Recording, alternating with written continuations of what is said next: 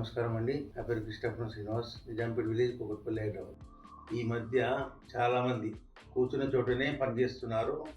బయట ఎక్కువ తిరగటం లేదు, ఎక్సర్సైజ్ లేకుండా అయిపోయింది. కాబట్టి చాలా ఇబ్బందులు పడుతున్నారు.